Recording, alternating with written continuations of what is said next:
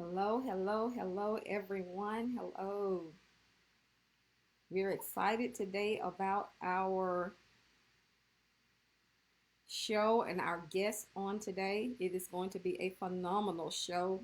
And it's going to answer many questions that I'm sure some of us are having.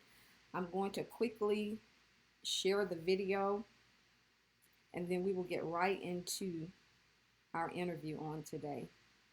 I hope thus far you all are having a phenomenal day and that this will bring some type of hope, clarity to you on today, some type of encouragement, some motivation, whatever it is that you need, that you will find it in this show on today.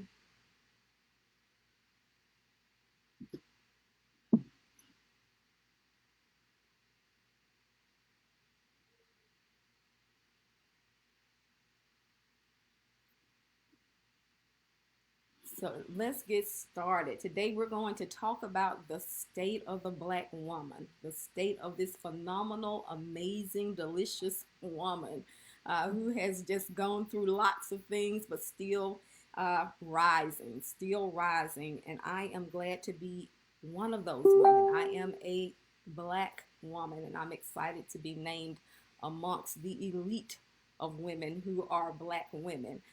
My guest today, we have, but she is no stranger to the Josilyn Drake Show, and I want to welcome you all for tuning in to the Josilyn Drake Show. Our guest today is Professor Chenoia Bryant. I'm going to allow her to introduce herself to us as well, and we should have another guest, Dr. Sabrina Mckenzie, to come on with us. Uh, Chenoia, can you please introduce yourself to us once again? Sure. So I'm Chenoia Bryant. I am a professor at the University of Alabama in the Department of Criminal Justice, and I teach primarily criminal justice and sociology courses. And I am also a doctoral candidate in medical sociology with a focus in race, gender, and health. And my dissertation specifically examines how Black women's mental health outcomes are impacted by the images that we see in media, which often historically have been negative stereotypes and tropes. And so Black women are really central to my work. Black feminist thought is really the school or the foundational school of thought that my work is grounded in. And so Black women are really important to me, important enough to me to teach about them, to study them, and of course, just like you were mentioning, just claim the proud heritage from which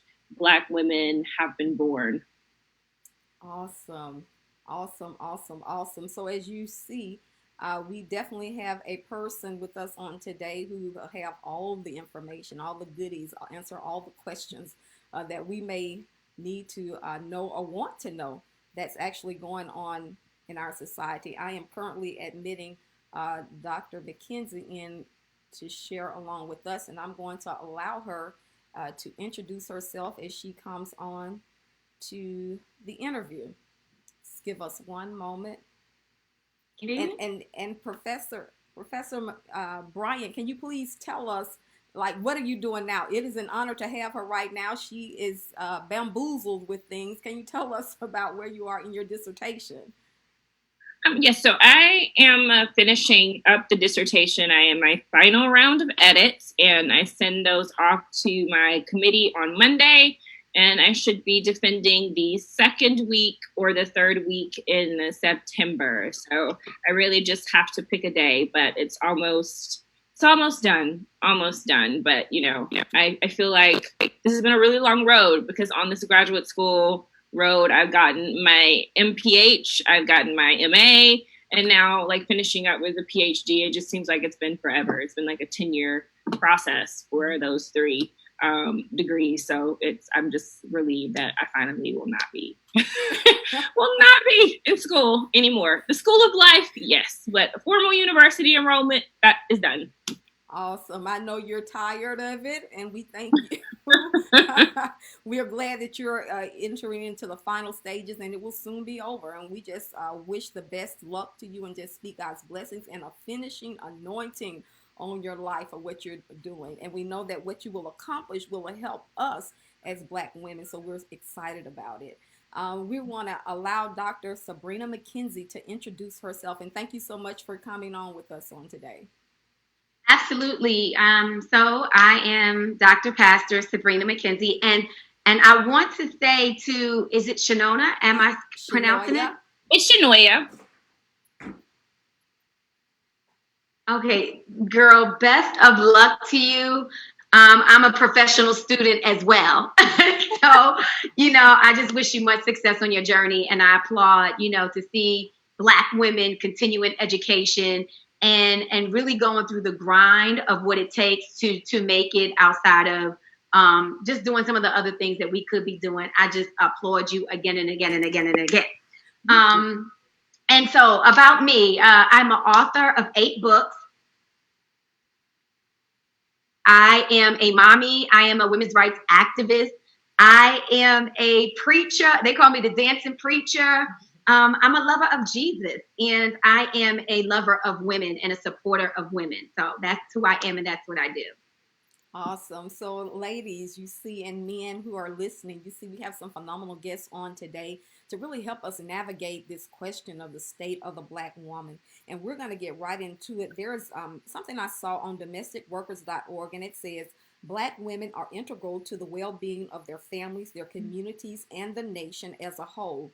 Through their work, entrepreneurship, caregiving, political participation, and more, Black women are creating opportunities for themselves, their loved ones, and improving our economy and society. They have all the makings of what should be success, yet their contributions are undervalued and undercompensated. Black domestic workers are particularly vulnerable because of the ways in which racial disparities, gender discrimination, and immigration status serve to further marginalize and disempower the very people who power our economy and push our democracy to be the best that it can be.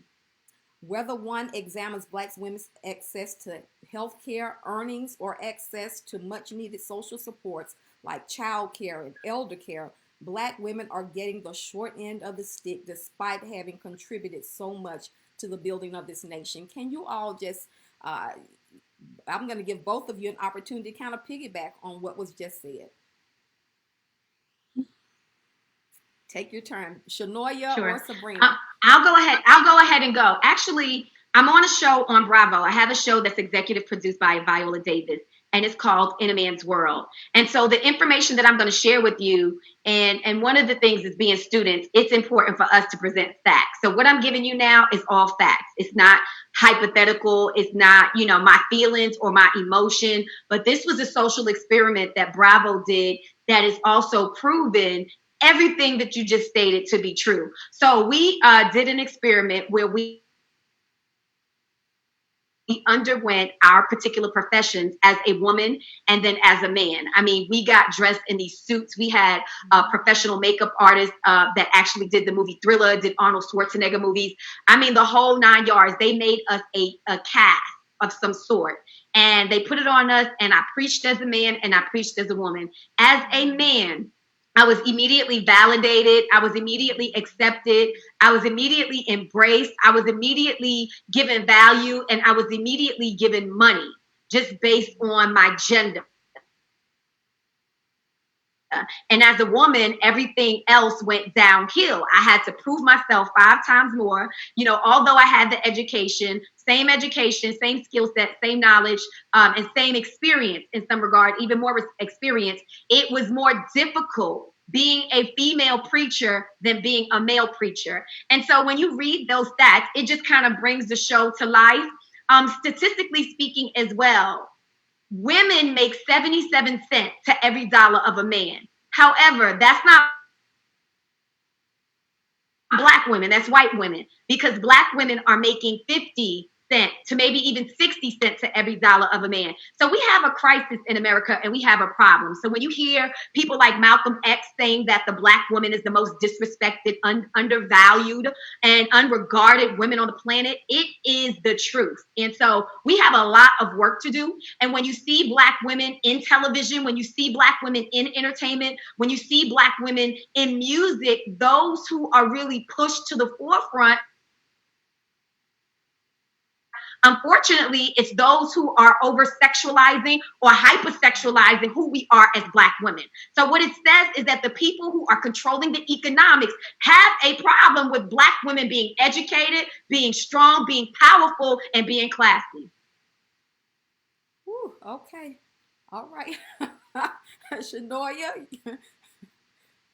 Well, yeah, I was just going to add that, that is very much so sociologically evidenced within the literature that, 77 cents to the dollar is most certainly an aggregate number looking at and compiling all women together. And that's why it's so important to stratify by race and ethnicity, because when you start to stratify, you see that, the 77 cents to the dollar is the aggregate. You see that, Black women make 63 cents roughly on average to every dollar a white man makes. And then you have Latinas who make roughly 54 cents to every dollar a man makes. So there's definitely a gradient upon which, like, depending on which racial category you fall in, that the disparity it surfaces, right? And it surfaces for some groups far worse than others. But then I also think about historically the contributions in terms of civil rights movements and how, I think we've talked about this previously, Black women's role is really diminished in that movement and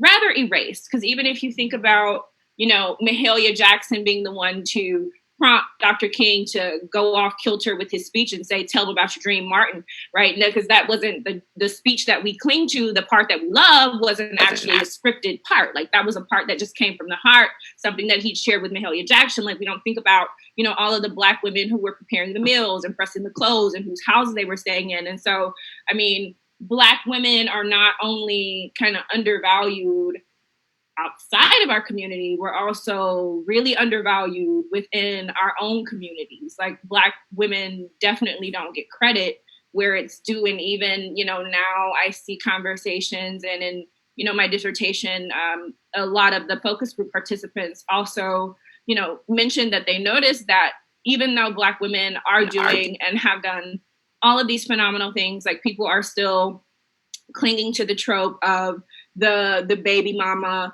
the welfare queen, the woman who just wants to lay up and get her nails done and get her bills paid and not do anything else. When you have a very firm record of Black women, not only kind of the sisters doing it for themselves, but doing it for themselves and everybody else. So we have a lot of work to do, like, in terms of, there's women's equality, but that's why I think Black feminist thought is so important, because it centers this experience of women of color, which historically have been disenfranchised, continue to be disenfranchised.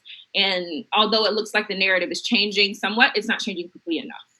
Mm-hmm. I want to add on to something that she just mentioned, because when we talk about, you talked about Mahalia Jackson actually giving that to Dr. King, or just in prompting him to share his dream, or some of the roles that we played in civil rights. Usually when we think about those roles, we think about the Black woman from a domestic or a domesticated role. But to tell you the truth, Black women were administratively writing speeches. Black women were answering the phone. Black women were at the table when it came to the ideas, the exchange of ideas, the exchange of the actual plan. Black women have been at the helm. Even when you think about not just Coretta Scott King, but what is her name? Oh my God. It is escaping my memory when she didn't get off the bus. Rosa Parks. When you think about Rosa Parks.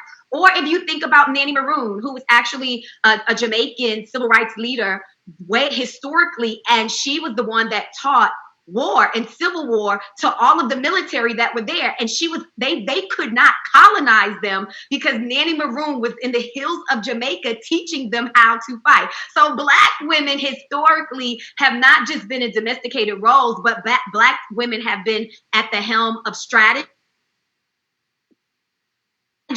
and military warfare. And no, we don't get our just due. And I don't even see today, I see more Black women running for office, but even as we speak of that, we don't speak about the fact that Shirley Chisholm was the first Black person, period, to run for Democratic president and to be nominated as a Democratic nominee as a Black woman. So, you know, the list goes on. And although more Black women are in the boardroom, more Black women are running for political office, more Black women are, you know, CEOs, and you don't even talk about the fact that more Black women are filling up the colleges in any greater rate when it comes to between gender, men and women. When it comes to us receiving the economic impact for the strides that we have made historically and continue to make, it is zero. So no, I don't think that we're moving. You see us in positions, but until that money equals what we do, then we might as well continue to be looked at as either objectified as objects or domesticated. And in fact, when you just look at the gamut of every industry, arts, entertainment, politics, education, religion, family, and business, you see us at the front of that helm. Now pay us what you owe us.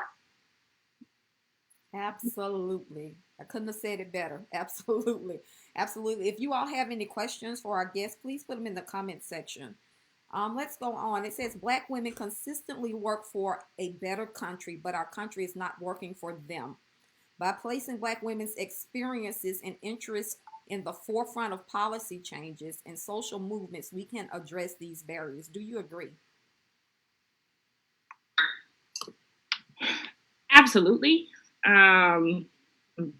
But, you know, it depends on, and I talk with my students about this very often, what gets addressed highly depends on who's at the table. And when we're talking about legislation and policy decisions being made, women are underrepresented across the board, but Black women are rarely at the table. So if you're thinking about a seat at the table, like in terms of like the Solange Knowles album, it's really a matter of life or death, because a lot of the policies dictate the morbidity and the mortality outcomes that we see. So if we're not at the table to talk about what the needs are and to talk about what's being prioritized, then what we need doesn't go into policy, and then policy doesn't get implemented. And then we don't, you know, reap the collective positive consequences of those particular policies. So, I mean, policy is a great start, but the real start is going to be getting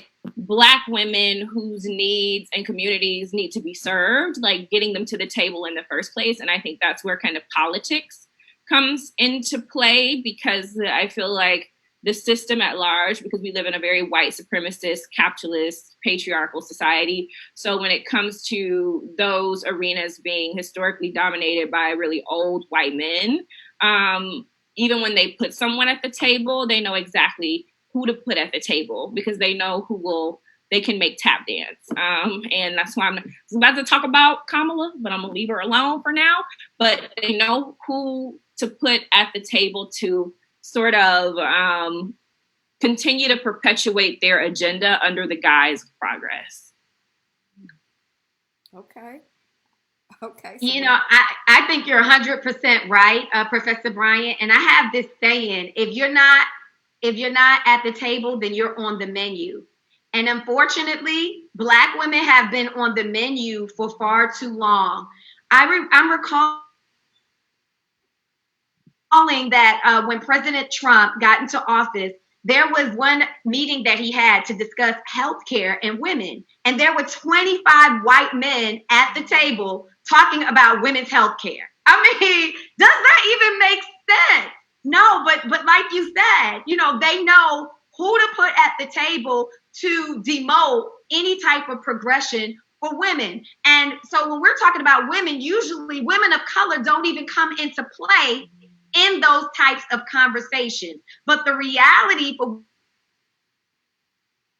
women of color is that we lead the race in immortality. We lead the race in domestic violence. We lead the race in unemployment. And all of those things are nihilism, which has been coined by Dr. Cornel West. But all of those things are because in our communities, which are urban and which are underemployed and unemployed, you have those additional factors leading to higher rates where Black people and Black women particularly live. So policy is everything. Black women matter. You know, they say Black lives matter, this matters, education matters, but you know what? Black women matter. And if we don't change policy, then we will never see ourselves included in the law. If you look at policy as it relates to the Civil Rights Amendment, we wouldn't even have the right to vote as Black people or as African-American people if it was not for us being instituted in the 13th, 14th, and 15th Amendment. So when you talk about policy, these are not things that I want to hear a politician get on the mic and promise me. I'm over your promises. I want to see you write legislation, and I want to see the legislation implemented, instituted, and executed. Oh, y'all are on fire. Y'all are on fire today. Hey guys, if you're listening in, please share, please share. I want to go move into identity.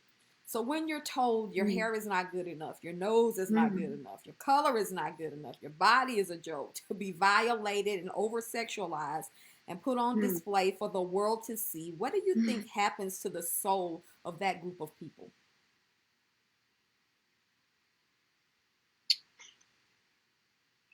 I mean, you know, the stereotypical tropes for Black women have existed for centuries, and the research shows that it causes a lot of psychological distress. It causes anxiety. It causes depression. It causes or contributes to or is correlated with things like high blood pressure, obesity, etc. So, I mean, something happens to the soul of the person that begins psychologically and then manifests itself physically.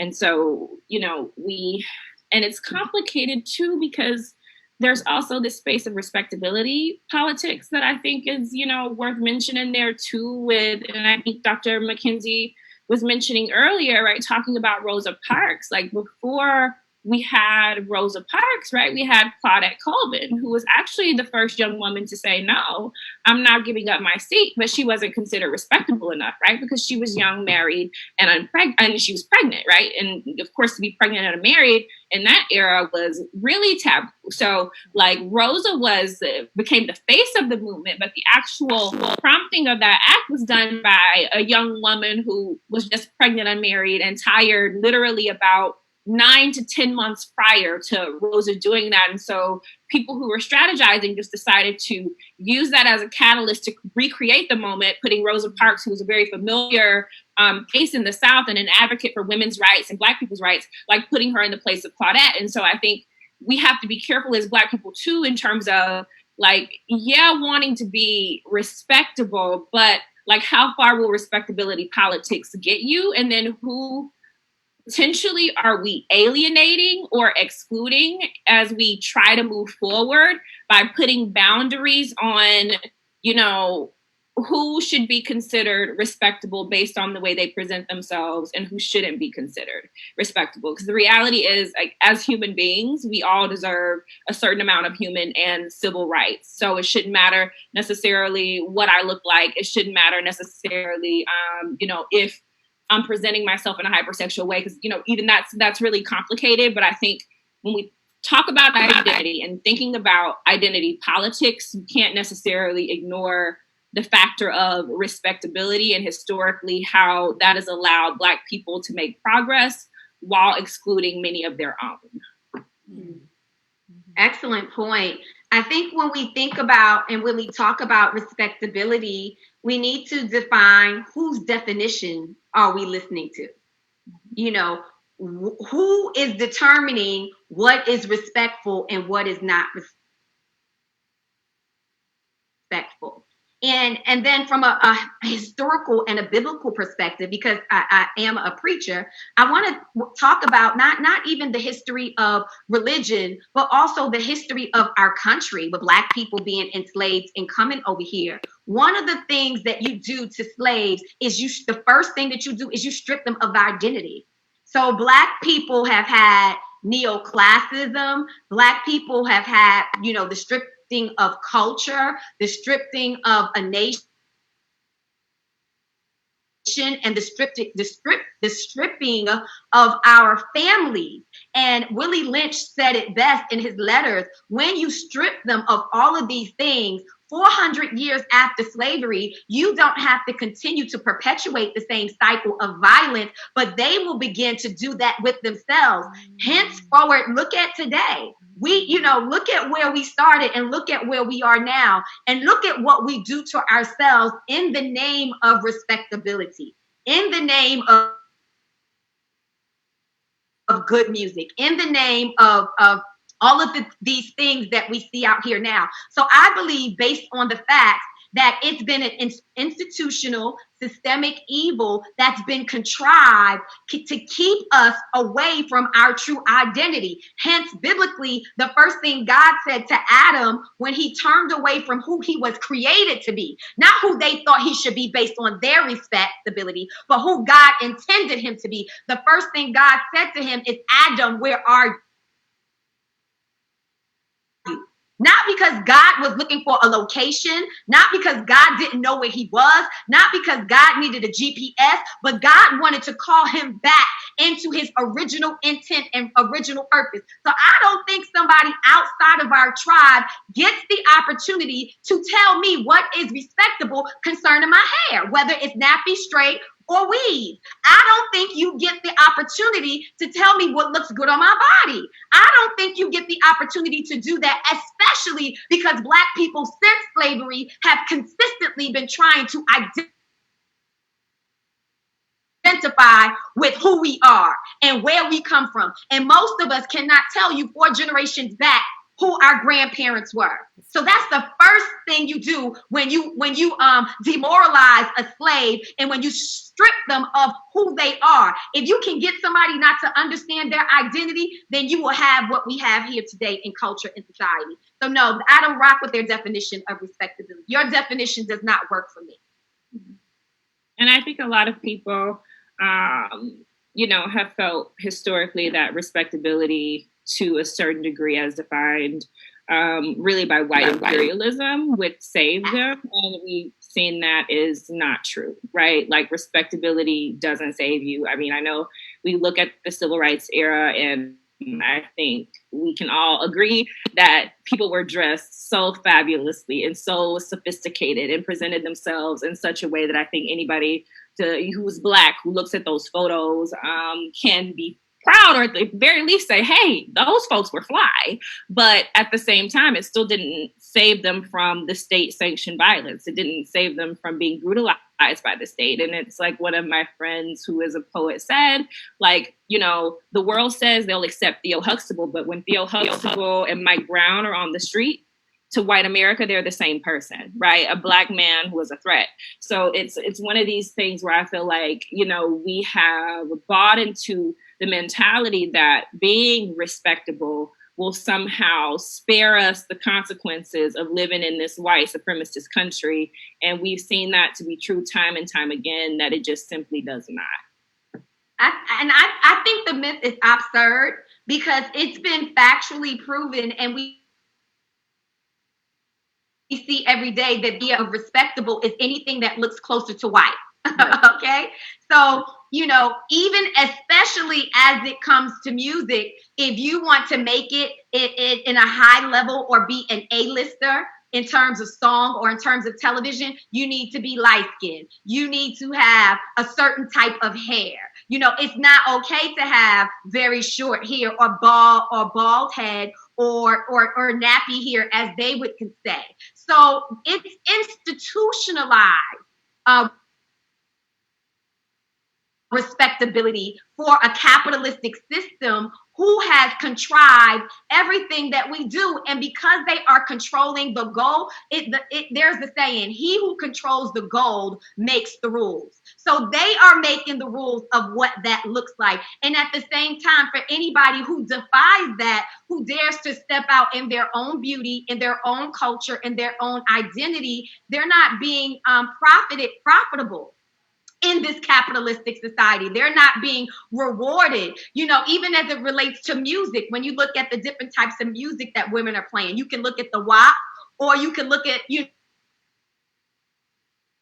an artist like Lauryn Hill. How many Lauryn Hills do we have today? Where are they? And it's not that they don't exist, but it's profitable, okay? It's profitable to pay and to exploit Black women. So I'm not saying that what they're doing is neither good or bad, but what I am saying is that they're different versions of who we are, but the only version that you will see is the one that hypersexualizes Black women, that degrades Black women, and that disrespects Black women, all in the name of respectability. Y'all, if y'all have questions for these ladies, bring them and drop them in the comments section. So you all just talked about what we're now going to transition into is the culture. So culture is the customs, arts, social institutions, and achievements of a particular nation, people, or other social group. Who do you think is shaping the culture of the Black woman, and do you think it is doing so negatively or positively? And I think that kind of piggybacks on what Dr. Mckenzie just said about who controls the goal. And so that's who we see, whoever's profitable. But if you can continue to expound a little bit on that, helping us to see, like, the culture, we become what we see. So what we're seeing, it's dictating who we are, not just us, but our children, who are very sensitive to easily pick up on things because they don't have that maturity level. So what's being put in front of their faces day in and day out via television, via music, so on and so forth, is creating the culture, not just for Black people, but more specifically, how do you think it's creating a culture for the Black woman, how we see ourselves? I'm glad that you mentioned that, because that's kind of what we've been talking about the entire time. I believe that our culture is being shaped right now by the hip hop culture. And it's interesting because the hip hop culture was a culture that, like many of the other musics before it, like jazz, like rock, it's always a music or genre that comes in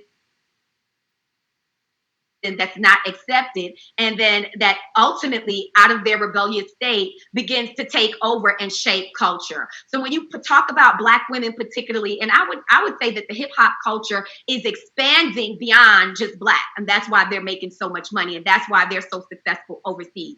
And one of the things that we've seen is, as goes America, so goes the world. So those hip hop artists or rap artists are shaping the culture, particularly for the next generation, as it relates to young people, Black, white, Chinese, etc.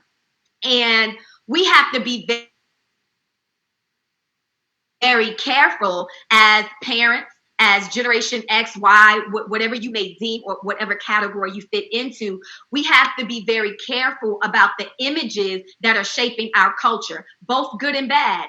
I don't really I'm not disappointed, which most people would be appalled, but I'm not disappointed by the rap culture, because I believe that the rap culture is actually our next prophet. I give a tweet, maybe it's going to get 10,000 likes. If Cardi B gives a tweet, it's going to get 1 million hits. So given the right information, and if she begins to shape herself into somebody who sets a responsibility for young women and young men and Black people in particularly, I think she can be very helpful and influential. But to answer back to your question, hip hop, is shaping our culture. Do you think it's negative is it negative or positive, or can it be changed to either or? It's negative right now, because the one that has the gold is only allowing one depiction of Black people to be portrayed. And the thing about it is, it's not just music culture. It's all those industries that we talked about. It's science, it's arts, it's education, it's politics, it's music, and it's religion. And the thing that is needed, it can go positive. I'm hopeful that it will go positive. We have to have more images and more voices, as opposed to those who are just talking about, I'm going to sleep with you for some money. I'm going to get some red bottoms when you give me some money. I'm going to, I can go to college if you give me some money. You know, there has to be more than just that, because the reality is I don't need your 8 figures. I got my own. I don't need you to create a space for me. I created my own. You know, there needs to be more of that. And I'm not saying the other side needs to go away, because everybody has to tell their side of the truth. But we have to, as Black people, I think it was Tyler Perry that said we have to stop looking for a table and build one. As Black people, we have to start moving into the areas of ownership. Ownership in entertainment, ownership in TV, ownership with your music and your rights, ownership in independent labels, so that we can tell the type of stories and images and truths that reflect us. Lastly, in closing, there was a young man. Now, I don't really know all the rappers. I might know the big ones, but I don't know, you know, just everybody by name, although I appreciate the genre and the music. But there was a rapper on the radio the other day, and he was talking about the importance of voting for Black people. And he said, listen, and this is all in the song. He wasn't even speaking. He was actually rapping this in the song. He said, I know that usually I'm on here and I'm talking about drugs and I'm talking about getting fast money. He said, but I did it because I needed an immediate come up. And that was my immediate come up. But now that I have your attention, and there's so many of you listening, I think that we have to stop this killing. We have to come together when it comes against racial profiling. We have to unite and we have to vote.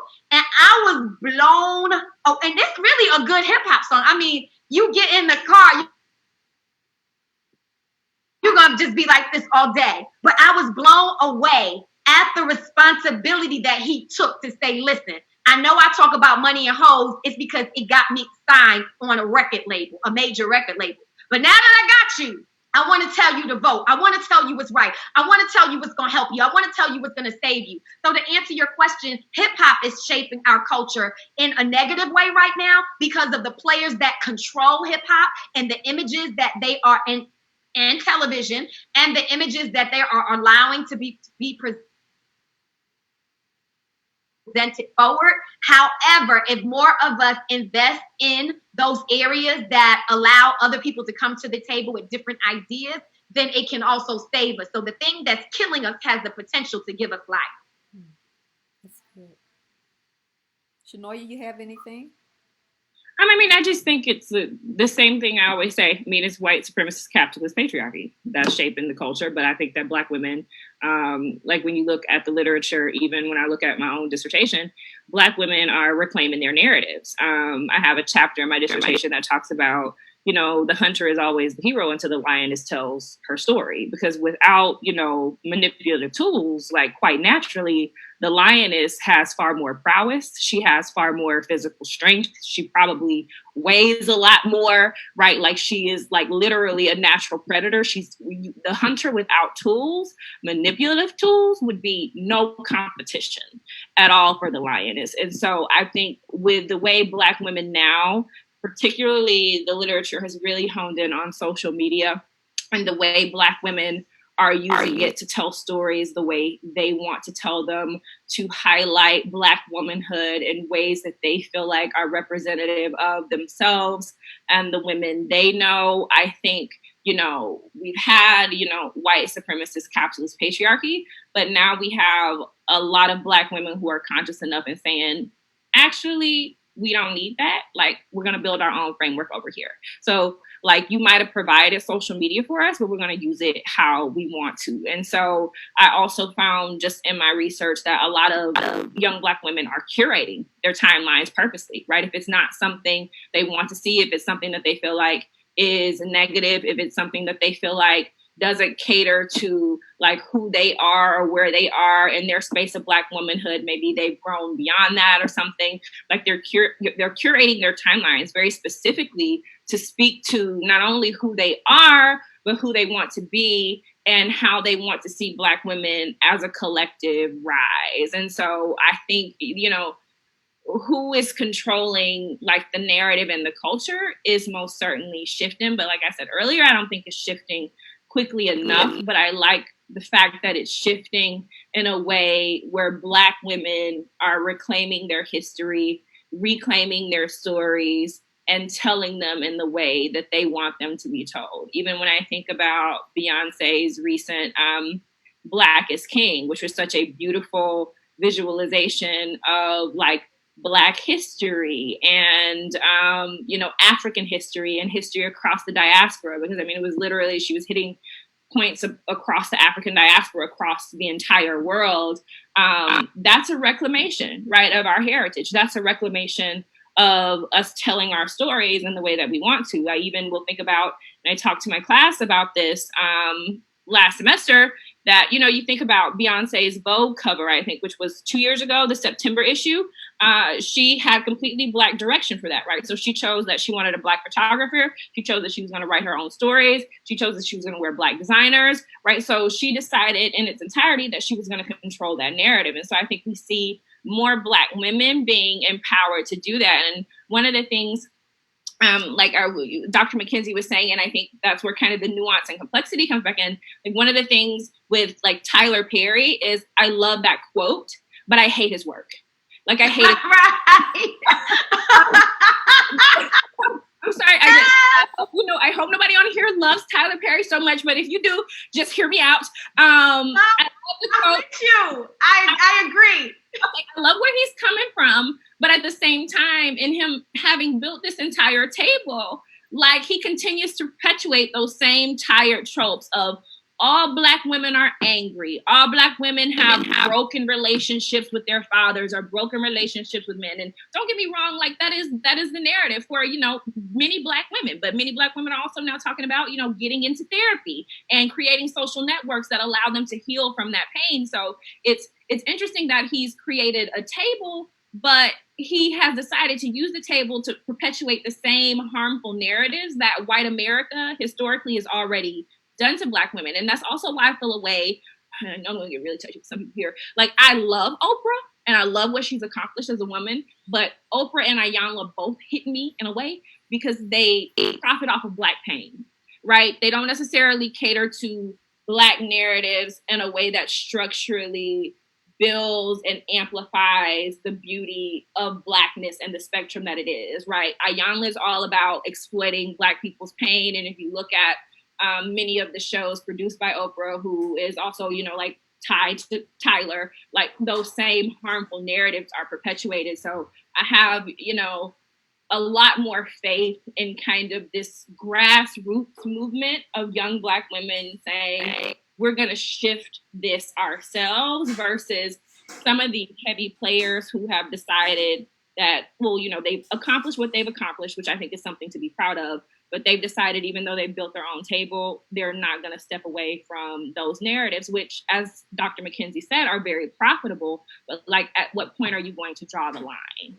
Right? Listen, you are brilliant. And I totally agree with you 100%. A lot of their work, particularly Tyler Perry, is it mimics. It's almost like blackface. It kind of mimics our pain of what we've been through, but very similar to what we talked about in hip hop music. What the guy suggested, it was what got me the deal. But now that I have the deal, let me spit to you the truth. Tyler, Oprah, none of them are any different than the hip hop artists who exploited our pain to basically profit. But all of them now have a social responsibility to open the door or so that we can hear the truth. And I have this saying that I absolutely love. If you don't tell your truth, people will kill you and say that you loved it. Right now, they're killing us. They're killing us with all of these images. Girl, I know that'll preach right there, but they're killing us with all of these things. I know. I hear them. Yes, and they're saying that, this is what we want more of. So to Tyler Perry, that now has his own studio and can make the images that you want because now you have the money. Because let's be very real. Tyler Perry didn't get there without money. Tyler Perry was homeless. So he had to rely on the checks of the people that own the gold in order to get there to open the door. He didn't just build a table from scratch. He took their money to build that. That means that he had to write things that they thought would be applicable for Black people and Black consciousness, which wasn't. It was funny in some regards that exploited our pain. But now that you have it, Oprah, now that you have it, Tyler, now that you have it, Cardi B, now that you have it, Puffy, P. Diddy, whichever name you want to use, you guys have to open up another level of consciousness and responsibility to allow conscious voices to come in and to navigate different things, different mediums, different platforms, and different ways for the Black community to be educated, to receive information, and to receive power. And then also take some of that money and start investing into those grassroots organizations who have consciousness, who have ideas, who are able to come up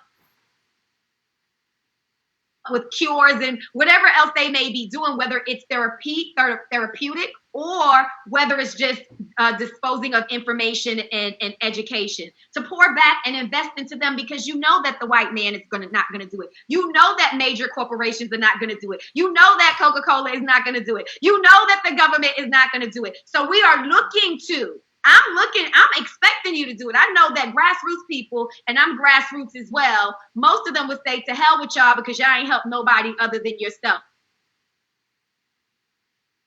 But I want to have a little bit of hope and accountability to believe that you will take the gift and the talent and the treasure that you've been given from exploiting our people, no different than drugs. Yes, I said it. No different than a drug dealer that would go and sell us crack and come back and give us a turkey for Thanksgiving. But now that you have it, would you take it and would you give loans to people who are not willing to compromise so that we can tell all of our truth?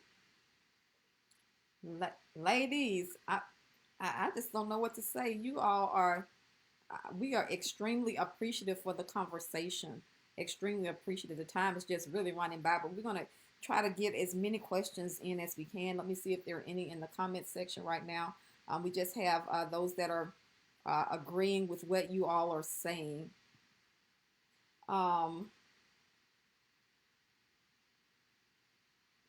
Okay, we are known as the strong Black woman.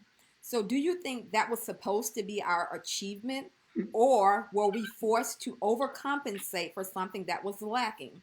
Could we just be known as the Black woman? And would we be okay with being just the Black woman as opposed to taking on the stress, the depression, and the breakdowns that come with being the strong Black woman?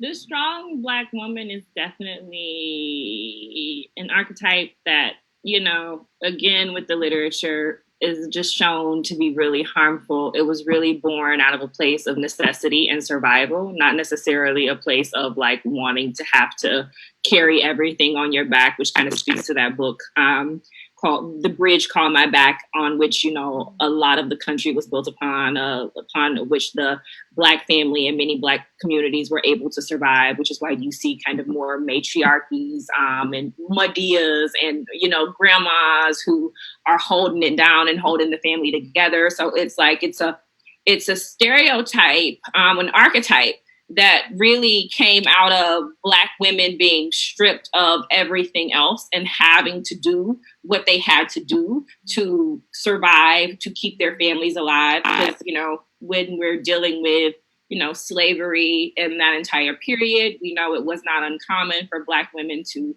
have their husbands taken from them. It wasn't, uncommon for Black women to be raped in front of their children or their husbands. It wasn't uncommon for Black women to have to watch their husbands or their children be lynched, right? So, the strength was born out of a place of necessity, but we still see it being ascribed to Black women in ways that it's like, it's now the expectation that Black women should be strong, right? And not saying that you can't be strong, but in many instances, it's created spaces in which Black women have felt it's not okay, right, to be weak. It's not okay to say, I need help. It's not okay to say, I can't do this by myself, or I would rather not be doing this by myself, but I have to, right? So it's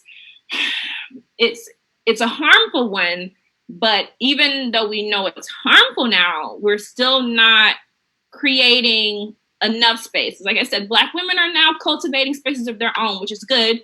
I hope we can move a little faster, but that also is a lot of emotional labor, right? That's a lot of like academic labor, emotional labor, and all of that to deconstruct that. And so even in Black women unpacking and tearing off that harmful stereotype, that still involves like a lot of mental and emotional labor. So it's it's like they have to step into the stereotype, to deconstruct it, to explain to the world why it's harmful, and then try to hope, right, that the world doesn't keep ascribing that harmful archetype to them. But then in reality, when you look at a lot of the statistics like Dr. Mckenzie was mentioning, I mean, like, do many Black women right now even, have the option?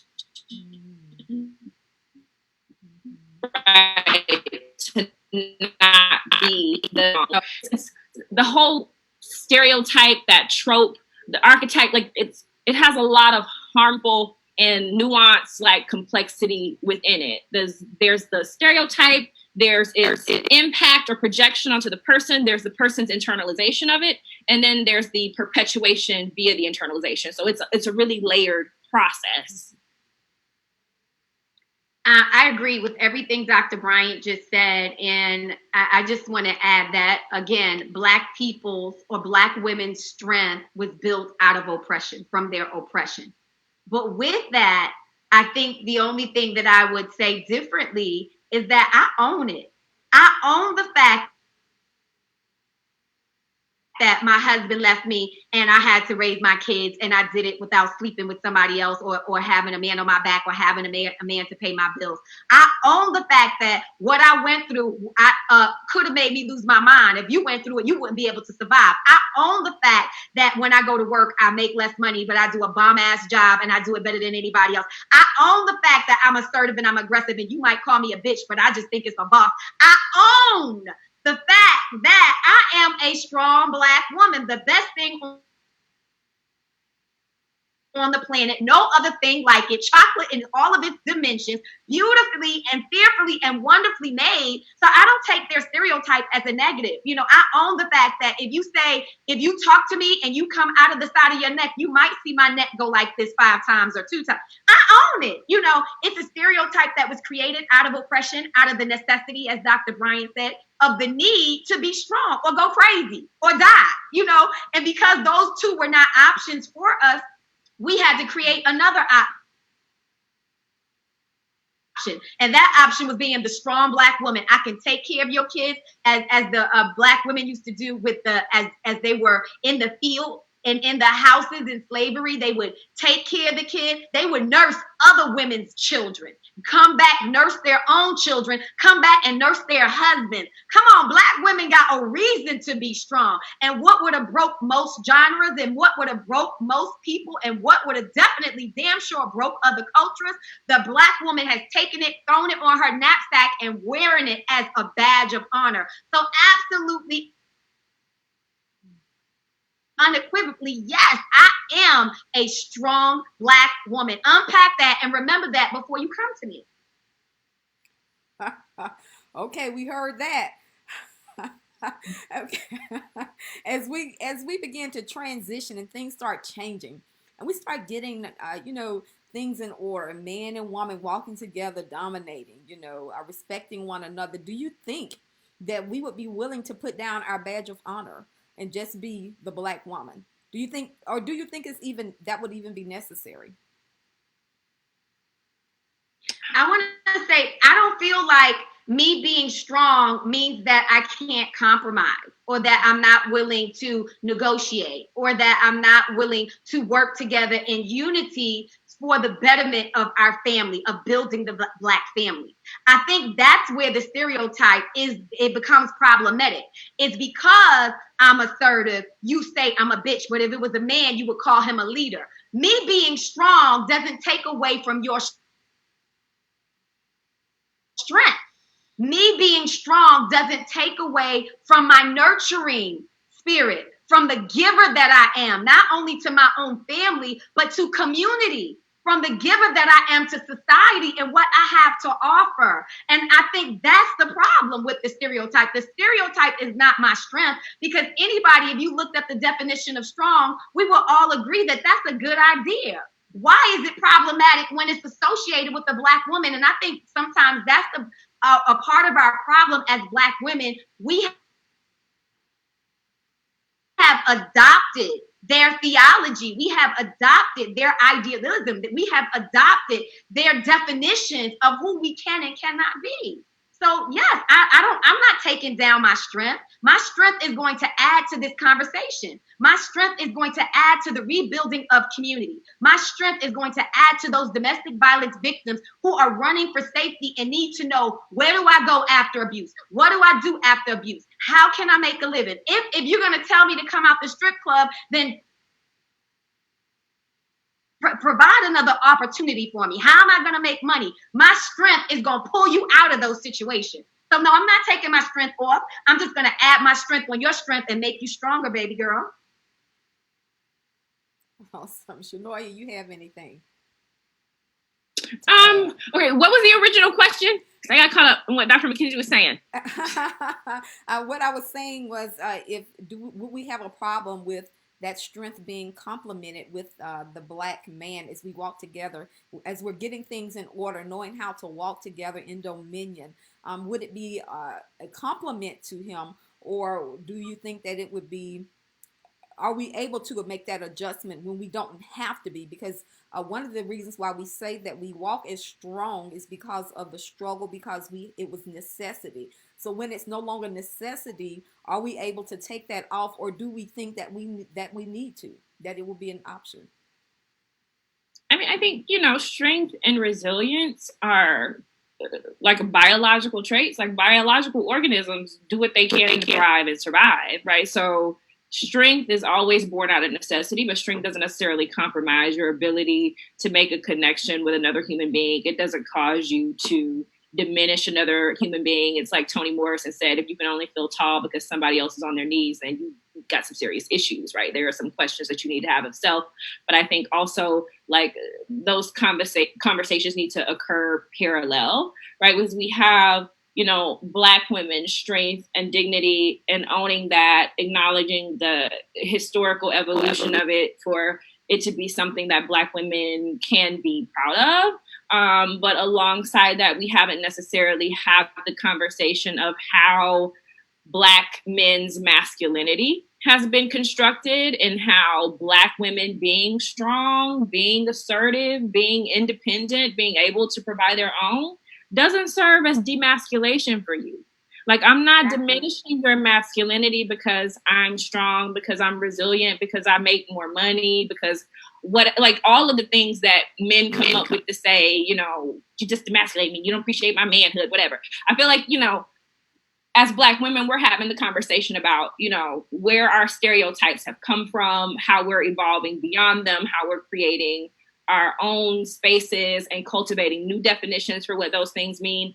But at the same time, like, Black men aren't necessarily moving at the same pace with having the conversations about their masculinity and some of the toxic ways they've developed it, right? Because if you can only feel like a man because your woman is weak or your woman is on her knees, Toni Morrison said you have a problem, right? Because that was just about people, right? She said, if you can only feel tall because somebody else is on their knees, and she was being interviewed about one of her novels, but, she was speaking to, like, racism and whiteness and all of this, but it was really applicable to humanity across the board, right? Because if I can only feel like I'm shining because I push her light out, that means I'm not confident in self. That means my self-esteem isn't high. I don't have a strong sense of self-efficacy. So I think, we have one conversation that's already happening that's moving us forward, like, Dr. Mckenzie was mentioning. But then I also think, like, we have to, I'm not sure how we can try to, usher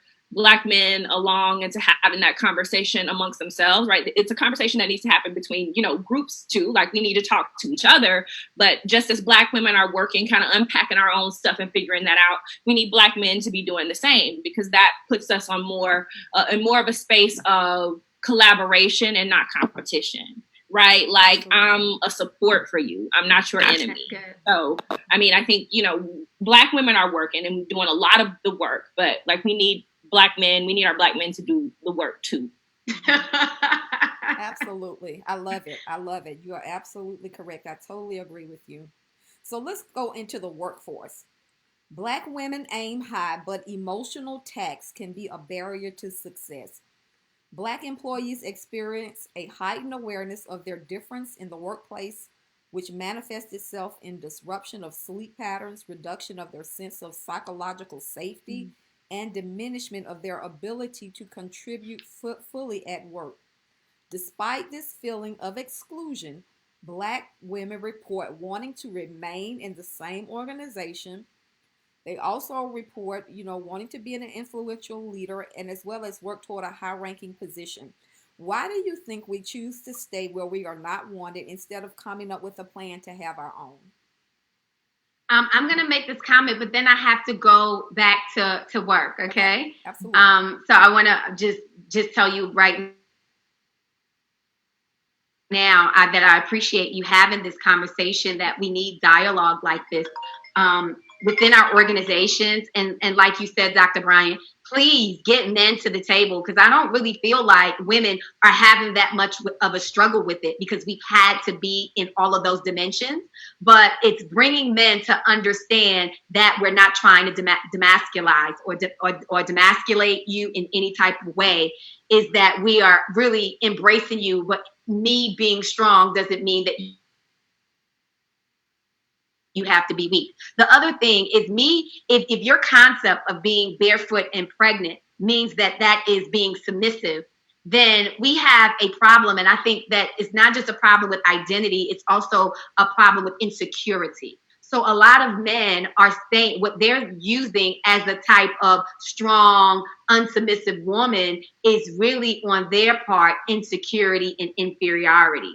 So I think that we just have to have dialogue to work together, because Black women have so much to offer to the table. And some of us are not just bringing a napkin and a fork. Some of us are bringing a table to the table. And that is a beautiful thing. How much could we build an expansion as a people and as a community when we sit two tables together and make them one? Oh my God, that means we got a bigger table. Oh my God, that means more. That not just means more for me or more for my husband. It means more for community, more for family, and more for the nation. So I wanted to say that. To your second point about Black women in the workplace, and if I heard you correctly, I heard you say, why are women sitting in positions that may be less dignified to them and just kind of going to get along, instead of leaving and either creating a space that's workable for them or emotionally stable for them? And I think that Black women and white women stay in positions that sometimes don't nurture their growth and development because we need money. And I think that sometimes women do it because we don't want our kids to have to suffer and to have to go to less. I remember when I was going through an emotional abusive relationship, and the entire time, instead of thinking about what I need for my future, what's going to make my emotional consciousness at a higher level, what I needed, the entire time, my whole reason for being in it was my kids. I never, not one time, considered what would it be like to have a healthy relationship, or what would it be like if you felt good and when you woke up. No, it was all about, are my kids going to go to a homeless shelter? Are my kids going to have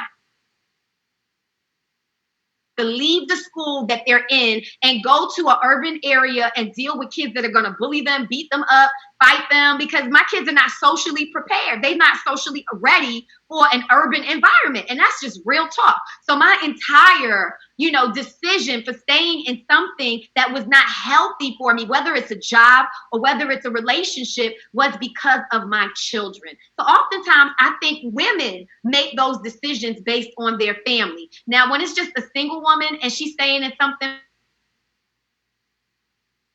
beneath her, a lot of times it may be based on her self-esteem. Can I get better than this? A lot of times people judge what's best for them based on their past experiences. In other words, we feel like our past is our preferred future, but God looks at it differently. He takes the future and gives us vision. We take the past and make it our best. And until we merge, until we're able to see with our true identity, see who God really made us, see that if I left this job today, He's really going to provide for me next week.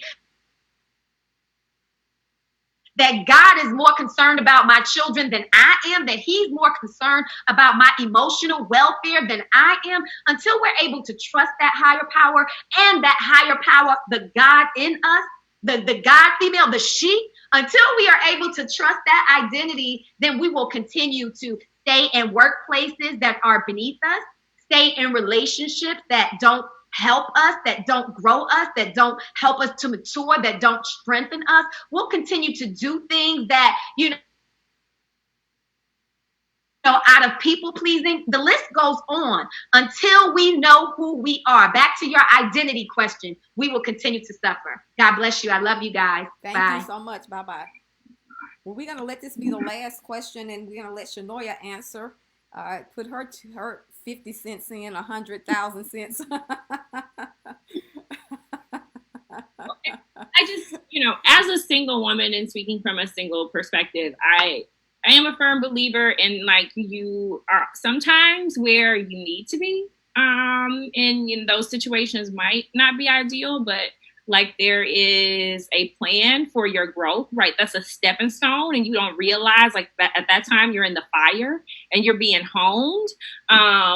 So I think, there's sometimes a tapping in of like, I'm staying here, but I'm staying here because I know there's something greater. And this is a process, right? This is a honing process. And I think about that for me. When I first started teaching, I was teaching middle school, and it was absolute hell on earth, and trying to figure out how to deal with 7th and 8th graders, all the hormonal changes and all of that stuff. But I had no idea that, and I mean, I hated it. Like, especially my first year, I just could not understand, but I had no idea what the plan was for my future and how that space and time was preparing me and equipping me for when the opportunity presented itself for, an institution of higher ed. Like, I had that background, and then I also had like the academic training. So I think that's a piece of it. But then also too, I think about my students, right? And I think right now at the University of Alabama, I've had an entire cohort, really almost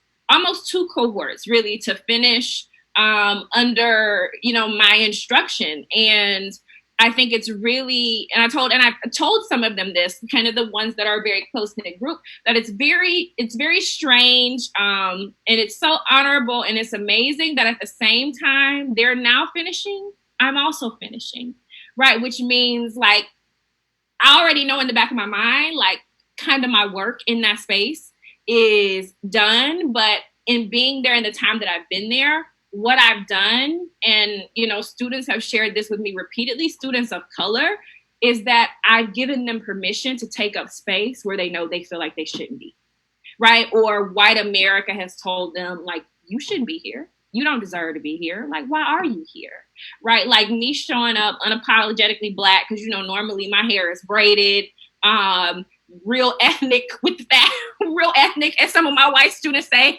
with the fashions. Like, I'm kind of out there. I'm a very eclectic person. Like my eclectic nature translates from real world everyday outside of my professional setting to like, that's the same stuff I wear and do in my professional setting. So it's given a lot of my students like the, confidence and capability to know that they can show up unapologetically Black or unapologetically people of color, who they are. And if they are not accepted in that space in that way, then that's a space they can walk away from. So I feel like, I haven't necessarily ever been uncomfortable at Alabama, but I think that there's definitely been a larger purpose for my placing there, even where my office is. When you step out of my office, what do you see right behind my office is the door in which George Wallace stood, and he said segregation today, tomorrow, forever, right? And there's also the clock tower, which honors those Black students who were the first to integrate the University of Alabama, right? So I feel like none of that is by chance. Right? None of it is by chance in terms of like where I started to get that training to end up where I am, to be able to usher my babies, I call them my babies, usher my babies through the spaces that I've been able to usher them through. And now, like, I feel the tap, like I feel a tapping on the shoulder, like, all right, like it's time, like you served the ones I needed you to. So like it's time. So I think, we stay sometimes not necessarily about money or, in the case of, being a single woman I don't have children, right? I don't have children. I don't have a husband, but I do have a calling and I do know my purpose, right? And so some situations make me uncomfortable, but because they make me uncomfortable, I don't necessarily think that that means that my value is diminished or any of that. That means like God is pruning me, right? I'm in the fire right now and something else is coming and it's greater, but it can't come if I'm not ready. So God has me in boot camp. God has me in boot camp in this space. And when I come out of boot camp, whatever the next task is, I know it's going to be better and I know I'm going to be equipped for it. So I think, you can look at it on a physical and economic level. And then, there's also a spiritual level to it many times that, God really never, I don't personally feel like places you. Like, I mean, you can go outside of your own free will, of course, and be where you're not supposed to. But when God has his hand on your life, you'll be where you're supposed to be. And if, it's uncomfortable, like maybe God is trying to show you some things. Maybe God is trying to usher some other people through things, right? Because I've also had students who I've had to,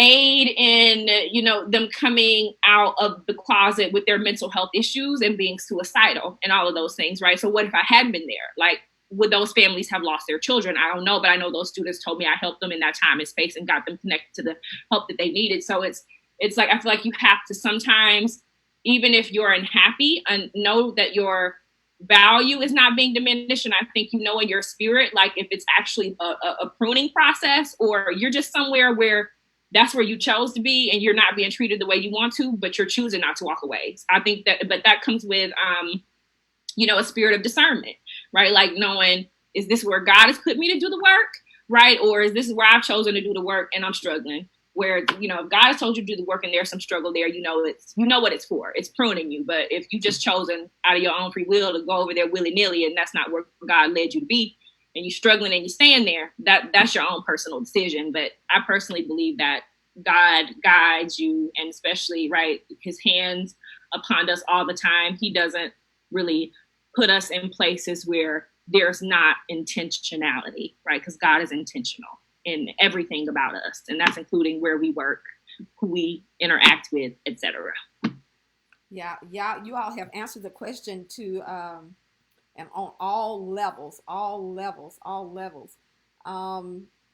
Renee Cooper says, how do we get away from the strong Black woman syndrome when our Black men place a demand on that strength? Ooh, wow.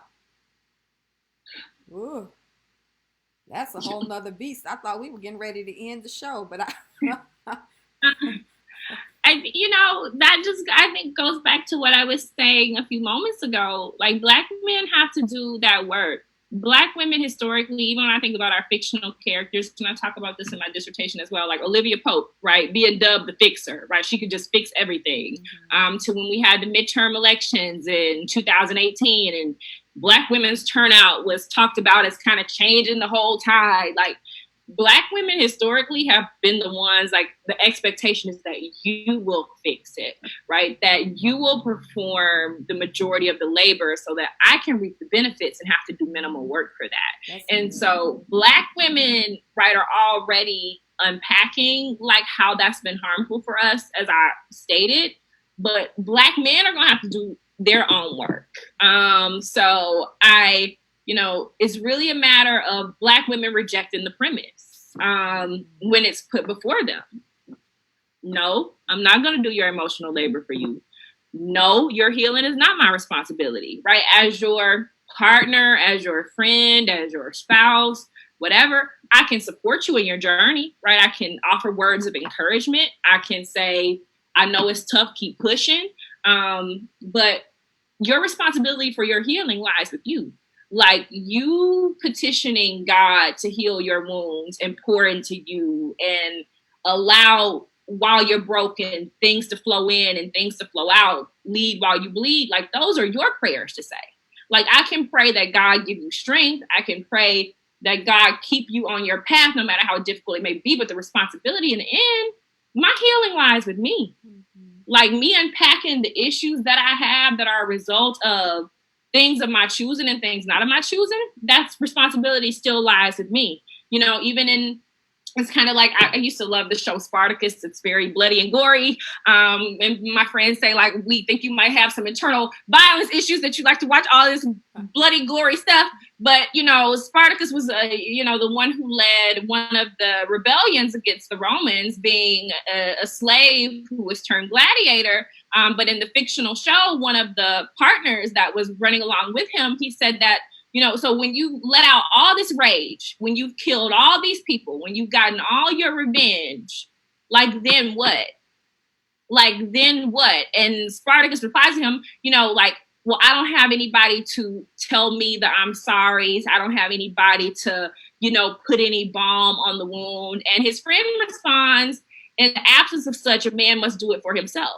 Right. So there is a song that I love, you know, called Encourage Yourself. And so you have to first understand that your healing and your path to your healing, that labor and that responsibility lies with no one else except for you.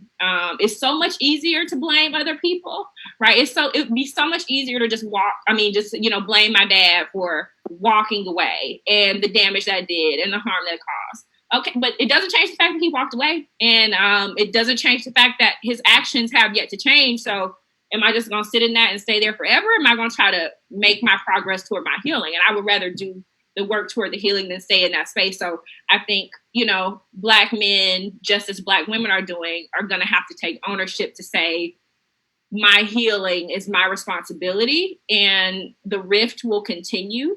Right, between, I think, Black men and Black women, because Black women are frustrated, right? Just, I think you said, is it Miss Renee who posed the question, asking, like, why, you know, like, how can we get away from that if Black men keep projecting it onto us? Like, that's frustrating, right? That in and of itself causes a bit of an emotional rift, and it causes a disconnect, right? Because it's like, you're not seeing me, you're not seeing my contributions, you're not seeing the work I'm doing to heal, to create a new space for us. So we have to try again. And I mentioned this when Dr. Mckenzie was on, like, usher Black men into this space of, y'all need to talk about it amongst yourselves. Like, the sisters are doing it for themselves. They've done it for themselves over and over again. Like, it's time for y'all to unpack all the toxicity that white supremacy poured into y'all too, and think about, just like we've had to think about how what we do impacts Black men when we haven't healed, they have to think about how what they're doing impacts us as they're not healing. Absolutely. I love it. Miss Renee, let me see. She said, yes, we do. Pastor Dion says, the truth they are. Then Miss Renee says, convenience of a reservation check will keep you from the challenge of starting your own business.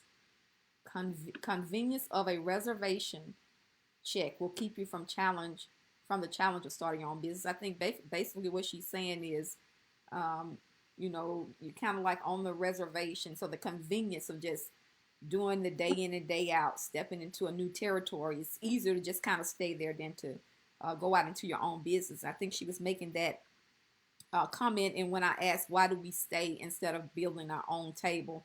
So she was saying it's just absolutely just convenience, you know, just convenience. So I know that you have to right. And then, go ahead. Well, I was just people, you know, burn a lot of, you know, and this speaks to my generation too. I think a lot of people are just lazy, right? A lot of people don't realize, you know, success from a business doesn't come overnight. Like, that takes work. It takes time. You have to, you know, cultivate people's trust in you. You have to get buy-in and get them to believe in your product. And so some people don't like the idea of, you know what, I got to hold this day job down. And then at the nighttime, I got to work on my own dream and burn the midnight oil so I can bring that to fruition so I can walk away from this day job. Right. So some people like that convenience, but then some people are also just lazy because they don't want to. And I mean, I get where that can be physically, you know, taxing, and you could physically tap out. But if you don't ever work toward building your own dream, like all those 8 hours, 10 hours, 12 hours you give to somebody else's, like, you're consistently building theirs. So I think people also need to think about too, like, keep your job, like, keep your check coming in, right? But use it to build your own dream, and also carve out time, although it might take a little extra from you, like, to work on your own, because that's important. Mm-hmm. Absolutely. Absolutely. Thank you all so much for your questions. We love it. We're excited that you're tuning in into the conversation.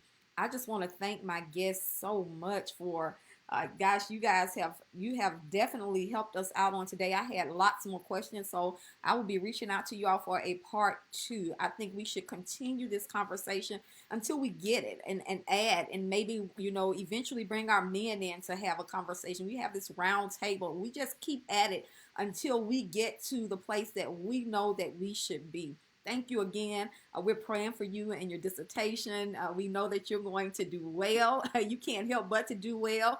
You are a strong Black woman. Thank you. So we look forward to your next journey. Hopefully, the next time we see you again, you'll be finished with all of that and we can get a little bit more time with you. Thank you all so much for tuning in to the Josilyn Drake Show, and we will see you on the next episode. Have an awesome day.